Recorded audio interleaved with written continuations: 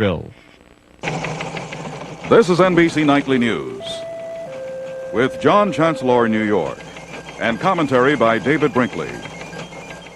Good evening. The students in Iran put 10 more American hostages on display today and said they would be released. A Swiss chartered DC-8 is in Tehran tonight, waiting to fly them to freedom. George Lewis has the details from Tehran. There were 6 blacks and 4 women in this second group of hostages. Throughout their 15 days of confinement, the women were kept isolated from the men, so there was a joyful reunion at tonight's news conference.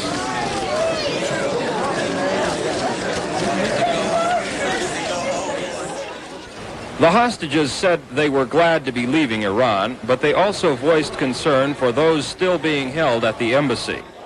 I'm happy to be leaving. I'm not happy to be leaving the rest of them behind. You know, maybe this one time in my life was a lucky time. I don't know. But as far as the rest of them being tried as spies, I don't think they will try all of them as spies because I know for a fact that some of them are not. We believe that the rest of the Americans will be released. We're not leaving here thinking that they are not going to be released. We're all very concerned about their welfare. They're very good friends of ours. We want you to understand that we feel that if this issue was resolved by the President of the United States and the rest of the hostages will be released. An embassy contractor expressed sympathy for the Iranian view that President Carter should return the Shah to Iran. I believe that there's enough evidence that he should return to Iran. Elizabeth Montaigne, an embassy secretary, laughed when she was asked to describe a typical day in the life of a hostage. Well, first of all, they untied us, and then we went downstairs and did our toilets, then came back, and we're tied in our chairs, kind of like this, and they let us read books, and shortly breakfast would be served, Iranian bread and cheese and butter or jelly. It was very substantial meals they gave us. Then we would go back to being tied up, reading our books. We were a very literate group here. We read a lot. Then we just sat around, tied up. We weren't blindfolded at this point. It got to be light and tragic and funny and sad and tears and laughter and tantrums and where are my contact lenses and I've got to go to the bathroom and all sorts of problems. While the hostages are relieved at the prospect of going home, while the State Department finds their release a hopeful sign, there is no indication that the remaining embassy people will be freed anytime soon. In fact, most of the signs point the other way. George Lewis, NBC News, Tehran. The State Department later put out a list of these 10 hostages and where they're from, and here they are. People from all over the country who have been held captive in the embassy for the last 16 days. When they do get out, possibly tomorrow, they'll be flown to West Germany for a checkup in an American hospital. All of this comes as very good news for their families. We talked to 2 of those families today. In Prairie View, Texas, Mrs. Ari Walker was at work when one of her cousins called. She'd seen David Walker on television from Iran, and apparently he would be one of the blacks released soon. I'm glad. Oh. Don't you cry. I'm going to straighten out. That was great news, but nothing official. Mrs. Walker had to wait almost another hour for word from the State Department. Okay, Dickie. Bye-bye. He should be released within the next couple of hours. Mrs. Walker says she was almost afraid to hope for good news. But 25-year-old David Walker, a 5-year veteran of the Marine Corps, is coming home. Cindy Martin for NBC News in Prairie View, Texas. For Mrs. Laura Bell, Monday morning seemed to stretch on forever. She was waiting for the phone to ring, with word that her son, Air Force Sergeant James O'Neill Hughes, was free. Hughes is one of the hostages held in Iran. The phone did ring several times, but it was always someone else, friends or reporters. No, but Finally, just before 1, There was a news flash on television. During their 16 days as prisoners, as evidenced by the embraces. That's my son, right there. That's him, y'all. Also before reporters and cameras. That's him, that lady hugging. He looked good. He was smiling. He was smiling. He had that little laugh on him, what he used to have. He had that on him, but he had his head kind of turned one side. He was looking good to me. He didn't look like, you know, he was nothing wrong with him. He was looking good. Any plans for when he gets back? Anything special? Well, we're planning to go to Washington to meet him. And, you know, the government's going to fly me and my husband up there, and we're just going to have a family reunion up there. Thinking about him and thinking, he's saying, I know my mother is feeling better, because he always worried about me. And I could just guess he had that smile on for me to see him looking like that. I'm feeling wonderful right now. I'm feeling wonderful. Michael Voss for NBC News in New Orleans. Had his head kind of turned one side with them glasses on. And the first group of released hostages, 2 blacks and a woman, had their first taste of freedom today when they were flown to Western Europe. Jim Bitterman has their story. Kathy Gross, Sergeant William Quarles, and Corporal Adele Maples stepped off their commercial flight from Tehran and into freedom at Copenhagen Airport this morning. A government spokesman who met them said they appeared to be in surprisingly good condition despite their 2-week ordeal. The 3 were picked up by officials from the American Embassy in Denmark and taken immediately to a waiting U.S. Air Force jet which flew them to West Germany, where they were moved under tight security to the Air Force Hospital in Wiesbaden. Here, the government has set up a special processing center for released hostages. A wing of the hospital has been cordoned off. A bank of telephones has been installed, and 8 doctors are in hand, including psychiatrists. Security around the hospital has been beefed up. One gate guard described it as like that given President Carter when he visited Wiesbaden last year. Late this afternoon, a State Department spokesman told newsmen the 3 would be examined by doctors and given a chance to rest. But he evaded any questions on the government's plans to question the 3 about their experience. I know that this is fascinating for you, the reports I've seen about intelligence debriefing and various teams that are supposed to come from all parts of the world to Wiesbaden.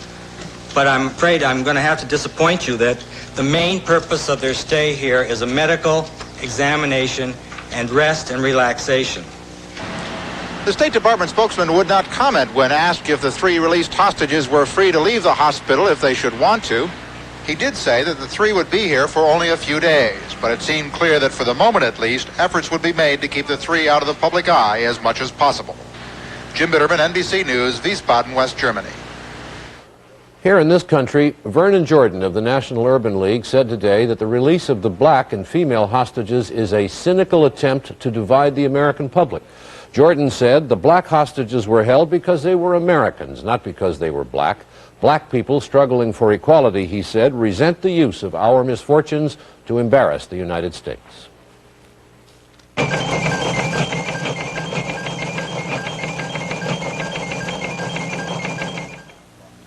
So he climbs out of the wreck. People spend enough time talking to computers. When you talk life insurance, you want to talk one-to-one. Century Life only works one-to-one. That means individualized services. It means when you call us, You won't get through. you get one of us. Hello? Phil. At Century Life, our sales representatives and agents only work one way, one-to-one. It says that we, The Century family of companies for all your insurance needs. Sure hope you got what I want. What's wrong? Pain, itch, hemorrhoids. Been driving all day, and I need Preparation H. Right. Gives many people temporary relief for hours. Combines active ingredients to relieve pain and itch. Helps shrink swelling of inflamed hemorrhoidal tissue. That's real medicine. I'll take ointment and suppositories. Hi. Feeling better? Thanks to you, good buddy. Preparation H for hemorrhoidal flare-ups. Relieves pain and itch. Helps shrink swelling. President Carter issued a statement today which said that if Iran put some of the hostages on trial as spies, that would be a violation of human rights, religious precepts, and international law. The people holding the hostages say some of them are spies. Richard Valeriani has the American response to that. Most countries have intelligence agents assigned to their important embassies throughout the world, and the United States is no exception. but it's a subject that most countries don't talk about. And again, the United States is no exception. Apart from his normal reticence on the subject, State Department spokesman Harding Carter had another reason for not talking about it today with regard to the American embassy in Iran. Initially, a justification was the presence of the Shah. That's why you hold hostages. Then the justification is the presence of the Shah plus money. Now, supposedly, it's supposed to be because of espionage. Tomorrow, it may be something else. I'm not going to address any of these things. These hostages are being held illegally. They're being held in contravention of international law. And for me to run down the catalog that they may choose to pick from as their justification of the day is to play a game that we don't want to play. Carter also had a sharp response to Republican presidential contender John Connolly's complaint that President Carter's speech on Iran last week was inflammatory, considering that the administration has asked other Americans to cool their rhetoric. Mr. Connolly always has a misunderstanding of the function of the presidency, which is one reason why he's not going to get it. Yes. Carter said that several diplomatic channels are still being used in the effort to get the remaining hostages released, but he declined to give any details. Other officials said those channels are also being used in an effort to prevent the threatened trial of the hostages from ever taking place. Richard Valeriani, NBC News, at the State Department. NBC News will have a special television report on Iran and the hostages tonight at 11:30, 10:30 Central Time. The United States is no longer buying oil from Iran. That caused Governor Brown of California to order a resumption of odd-even gasoline sales. And that produced a reaction when odd-even went into effect today. Meredith Lewis reports. It was business as usual at most California service stations. California was the first of 11 states to adopt an odd-even day gasoline rationing system last spring. So this time, most people are accustomed to it. I think it's a wonderful idea, and believe me, if we have to cut down on our gas, we'll do it. Actually, it's one of the best things that ever happened to California right now. It keeps people from wasting. The odd-even allocation system did not create a lot of panic buying or hoarding of gasoline. It was not expected to, because what really created a panic here last spring was the fact that so many service stations closed so early that most people didn't know where they could buy gas. Some drivers don't think the odd-even system is needed. This is all political crap, bringing us back because you had it pretty well straightened out. People don't use any more gas than they have to. Critics say Governor Brown invited questions of political motivation by ordering up the odd-even system just minutes after President Carter announced the cutoff of oil from Iran. Local politicians were especially angered. The odd-even plan, in my judgment, has been used as a political yo-yo. It's here today and gone tomorrow. Despite the fact that odd-even was well advertised, some drivers were still confused. I noticed you're even and this is an odd day. Well, am I not allowed to get gas today? No, today is an odd calendar day. Oh, I didn't know. It started already? Yes. Oh, I beg your pardon. How much did I buy? I don't think I bought very much. Meredith Lewis, NBC News, Los Angeles. A federal appeals court in Washington ruled today that demonstrations can't be held in front of the White House or in the park across the street, and that applies to opponents and supporters of the Ayatollah Khomeini. The reason for the order is the government's fear that pictures of somebody beating up Iranian students in front of the White House could make things harder for the hostages in Iran. Carl Stern has the details.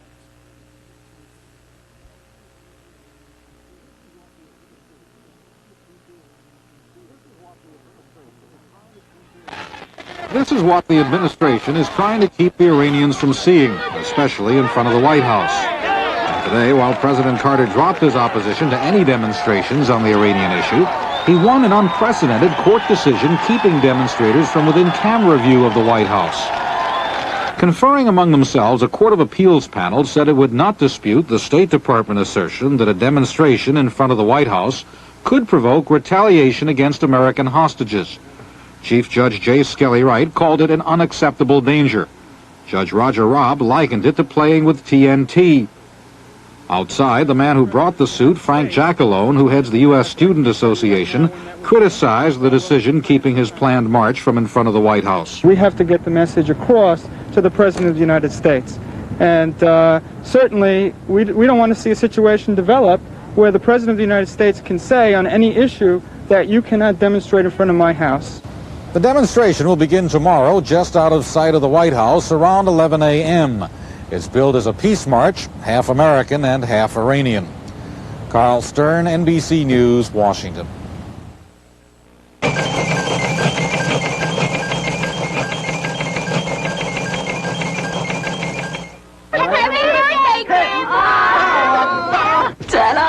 We both made coconut cakes. Even followed your recipe, Grandma. Not completely. You didn't use Baker's coconut. How'd you know? Well, yours doesn't taste as fresh. Tender, moist. Baker's does taste fresher. Baker's is proved fresher tasting than any other national brand. Don't scrimp on coconut. Ruth's cake still can't beat yours. She's getting the right idea. Baker's Angel Flake Coconut. Fresher taste makes the difference. Ace Hardware presents Suzanne Summers. A wonderland of gift ideas makes Ace the Christmas place. Come find your favorite brand names for friends and family. Picked by the helpful hardware man to put beneath your tree. Ace is the place with the helpful hardware man. He's my favorite Santa. Ace is the place with the helpful hardware man. You can feel us coming now, a fresh look on the scene, with a whole new style of living, light and crisp and clean. That's why now we say the age of 7-Up is here, cause we love that crisp, refreshing taste, so light and crystal clear. Moving up, looking up, looking up. America is turning 7-Up, reaching up, feeling up, feeling up. America is turning 7-Up. Lane Kirkland today was elected president of the AFL-CIO, as had been expected. Kirkland has been secretary-treasurer of the big labor confederation for many years and is well known to officers of the 105 unions in the AFL-CIO. Irving R. Levine describes his election. George Meany decided to personally nominate his hand-picked successor.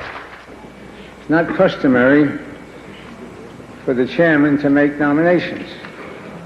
But there's nothing in the Constitution that says he shouldn't. Lane Kirkland's talents include writing good speeches, said Meany. I'm sure he could make a very good living just writing speeches for stupid politicians. The vote wasn't exactly textbook democracy. Those in favor signify by saying aye. Aye. Contrary, carried, and so ordered. Kirkland's first act was to invite the Teamsters and auto workers back into the AFL-CIO. All sinners belong in the church, and all true unions belong in the American Federation of Labor and Congress of Industrial Organizations. During his reign, Meany wanted no part of the Teamsters, which he considered corrupt. The auto workers wanted no part of Meany's domineering personality. So Meany's departure could make it easier for both big unions eventually to rejoin the AFL-CIO. Irving R. Levine, NBC News, Washington. The value of the dollar went down again today on European money markets. Dealers overseas said they're worried that Iran may carry out its threat to stop taking dollars for its oil, and that if it does, some other oil countries might do the same. Whenever the dollar goes down overseas, it becomes easier for foreigners to spend over here, and they are doing it. And that, as we hear from Ike Siemens, drives up prices. There's a new real estate boom in Miami.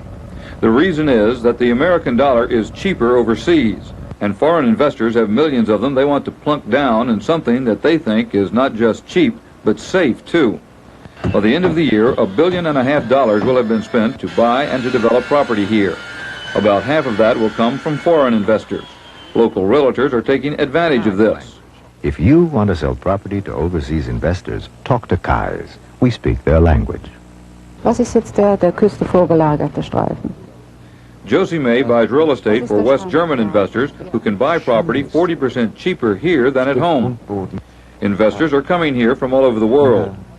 A Colombian bought former President Nixon's Florida White House for $475,000, then tore it down to build a new one for more than $1 million. Arrows bought Miami's largest office building for $49 million. And a Canadian firm will spend $1 billion to build 14,000 middle-income homes here. Real estate expert Charles Kimball says foreign investors feel their money is more secure here. Foreign investors who are fearful of the overall world economic situation are just pouring their money in here indiscriminately. Those investors are also driving prices up dramatically. Luxury condominiums, which cost $100,000 to $400,000, have shot up 70 to 80% in price in the last 6 months. And real estate experts feel as long as the dollar remains cheap in other countries, the foreign financial invasion will continue, not only here, but throughout the United States. Ike Siemens, NBC News, Miami. Mrs. Richard Nixon is out of the hospital. The former First Lady had been treated for bronchial pneumonia during a 6-day stay in San Clemente General Hospital. She was said to be in extremely good spirits as she left with her husband this morning.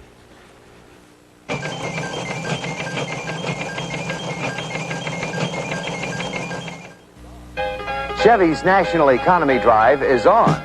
Chevy's got the drive. Chevy's got it. With values like the 1980 Caprice and Impala and the best EPA gas mileage estimates ever in a full-size Chevrolet. See America's best-selling full-size wagon, now with diesel power. Chevy's got the drive. Come and get it. Get Chevy's free booklet on fuel-saving tips and take a special test drive that lets you see how good driving skills can improve your gas mileage to help you go farther on less. It's Chevy's National Economy Drive. Sambo's presents a big breakfast. Breakfast is served. A big country breakfast, just $1.99. It's a lot of breakfast for $1.99. 2 eggs, 4 slices of bacon or sausage links, hash browns, toast. Juice, too. And juice, just $1.99. Served any time of day. It's Sambo's big country breakfast, just $1.99. It's a lot of breakfast for $1.99. Typing will never be the same again. Introducing the new IBM Electronic 75 typewriter. It really works for you. Automatically it underlines and centers. Its memory stores 7,500 characters. Want to change a sentence right in the middle? You type the change. The new IBM Electronic 75 typewriter. And if you make a mistake, this typewriter erases it. There was a gunfight off the coast of Israel last night. An Israeli patrol boat intercepted a small boat carrying 4 Palestinian commandos. 2 were killed, 2 taken prisoner. In Jerusalem, bombs left on the rear seats of 2 buses. Both went off, 11 Israelis injured. Today is the anniversary of Anwar Sadat's trip to Jerusalem in 1977, a trip that eventually led to the Israeli-Egyptian peace treaty. Sadat observed this day by raising the Egyptian flag at Mount Sinai, the mountain on which, it is said, Moses got the 10 Commandments. James Compton reports. Anwar Sadat had never seen Mount Sinai or the 1,400-year-old monastery of St. Catherine, even though he had served in this area as a young military officer almost 30 years ago. Today, 2 years after his trip to Jerusalem, Sadat came to take back almost 600 square miles of territory surrendered by Israel as a term of peace. Hundreds of nomadic Bedouin tribesmen, many of them traveling by camel, came to see their president. Their young children have never known any government but Israeli. Sadat, a devout Muslim, hopes to build a religious shrine where Christians, Muslims, and Jews can pray together. Today, he said a prayer with members of other faiths. And he raised the Egyptian flag over territory held by Israel for 12 years, declaring the area open to religious pilgrims of all faiths. The jewel of the Sinai is the monastery of St. Catherine, where Greek Orthodox monks guard a treasure of manuscripts said second only to the Vatican's. Today, the Christian monks greeted the Muslim president. The Egyptian-Israeli peace has not been without trouble. But today, the Arab boycott of Egypt, the frustrating talks on autonomy for Arabs in Israeli-occupied lands, were set aside as Sadat savored a tangible result of his peace initiative. James Compton, NBC News, in the Sinai. In Europe, the Soviets have been trying to stop the modernization of nuclear weapons in the NATO alliance. Moscow has warned that stationing new weapons would lead to dire consequences. But today, a senior Soviet official is quoted as saying the Russians won't like it if the new weapons are installed, but would proceed with disarmament talks in any case.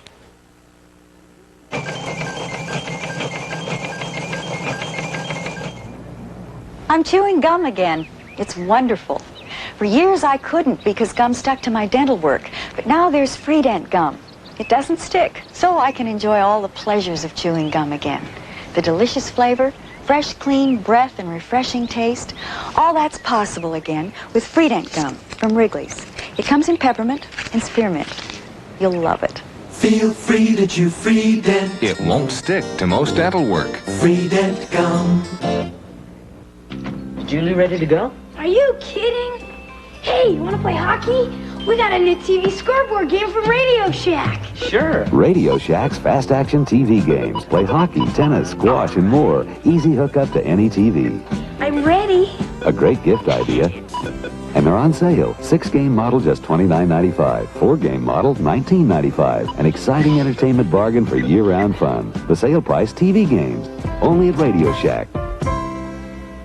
Meet the newest member of the Small Appliance Hall of Fame, the Oster Kitchen Center. It's the ultimate food processor and a lot more. It's a heavy-duty multi-speed mixer, a famous Osterizer blender, a food grinder, a dough maker for making breads or pastries, even a slicer shredder with continuous feed for making coleslaw, french fries, or salads for as many as 2 or 200. The Oster Kitchen Center, the ultimate kitchen appliance from the Osterizer blender people.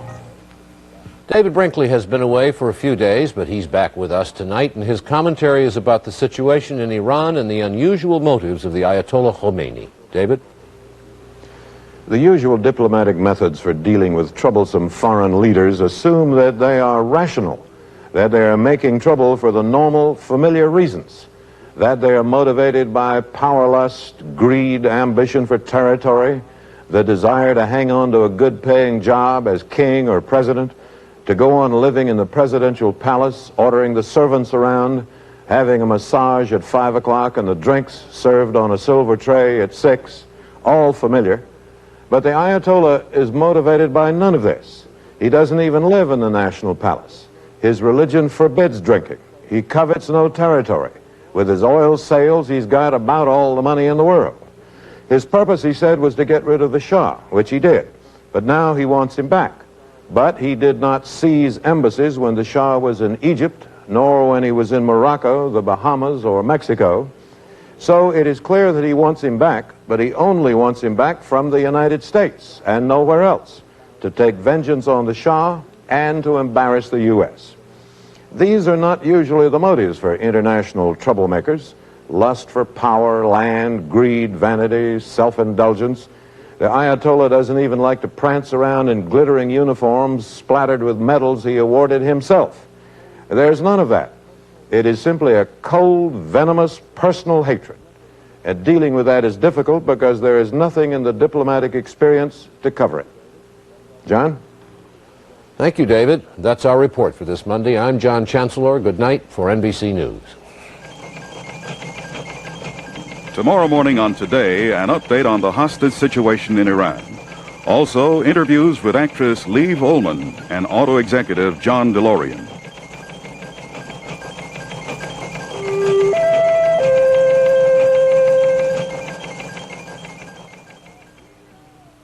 Please, Reverend, help my boy. The boy's dead. Charles exposes a faith healer on Little House. Then, it's Bob Hope on campus with the Village People, Sister Sledge, Eric Estrada, the USC cheerleaders, Dionne Warwick, Melissa Manchester, and stars galore in a 2-hour special tonight, right after Little House.